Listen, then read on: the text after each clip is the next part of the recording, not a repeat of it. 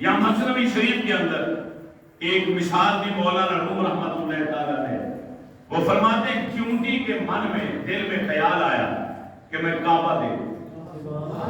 مثال کے طور پر وہ کیڑی وہ چونٹی ہے کوٹلا دیوان کی، اب اس کی سوچ ہوئی کہ میں مکے جاؤں، مگر اتنی سوچ کے بعد وہ رونا شروع ہو۔ کیوں رو پڑی؟ اس نے کہا یا اللہ میرا وجود چھوٹا، میں تو وہاں پہنچ ہی نہیں سکوں گی، میں تھوڑی دیر کے لیے چلوں گی، کسی نہ کسی گاڑی کے پہیے کے نیچے یا کسی کے پاؤں کے نیچے آ جاؤں گی، مجھے کچل کے رکھ دیا جائے گا، میں ہلاک ہو جاؤں گی، میں تو مکے پہنچ نہیں سکتی، کانا کعبہ کا دیدار کر ہی نہیں سکتی،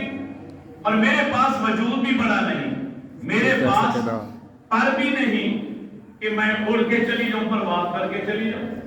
میں نہیں پہنچ سکتی۔ اب رو رہی ہے، اپنی عاجزی انکساری کا اظہار کر رہی تھی، اتنے میں کبوتروں کا پورا غول آیا، کبوتر آئے، آ کر اس کی آس پاس آ کے بیٹھ گئے، دانا چگنا شروع ہو گئے۔ اب جب کبوتر دانا چگ رہے تھے تو ان کا سردار کبوتر کہتا ہے ارے پیٹ بھر لو، پھوٹے بھر لو، میدا بھر لو اپنا، کیونکہ لمبا سفر ہے، ہم نے مکے جانا ہے۔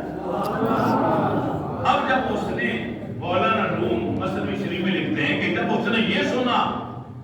کہ یہ کبوتر مکے جانا چاہتے ہیں، میرا وجود چھوٹے، ان کا وجود بڑا ہے، میرے پاس اڑنے کے لیے پر نہیں، ان کے پاس پرواز کے لیے پر ہیں، یہ تو پہنچ سکتے ہیں، اڑ سکتے ہیں، تو کیوں نہ میں بجائے اس کے کہ میں کوشش کروں، میں کبھی نہیں پہنچ سکتی، ہاں البتہ اگر میں کسی کبوتر کے پنجے سے چمٹ جاؤں، کسی کبوتر کے پنجے کو پکڑ لو، تھام لو، جہاں وہ پہنچے گا مجھے بھی پہنچا دے گا۔ اب کبوتر اڑنا شروع ہو اور مختصر مکہ آ گئے، سردار نے کہا وہ دیکھو اللہ کا گھر آ گیا،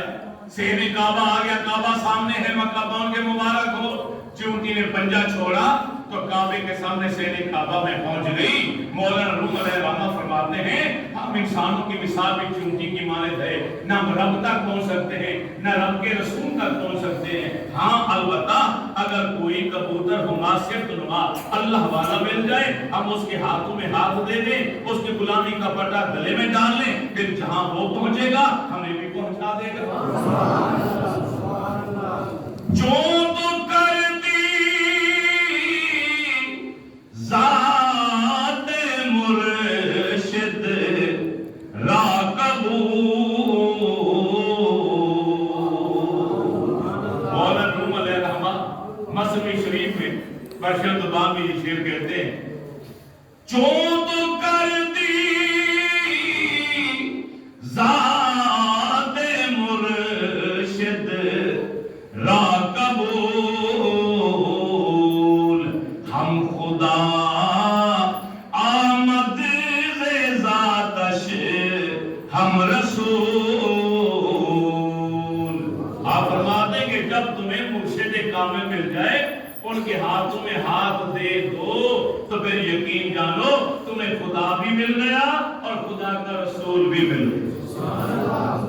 اب ہمیں یہاں تک پتہ چل گیا ولی کسے کہتے ہیں، کرامت کسے کہتے ہیں، اور جب مل جائے اس کے ہاتھوں میں ہاتھ دینا ہے، جب ہاتھوں میں ہاتھ دے دیں گے نسبت کا پٹا ہمارے گلے میں آ جائے گا۔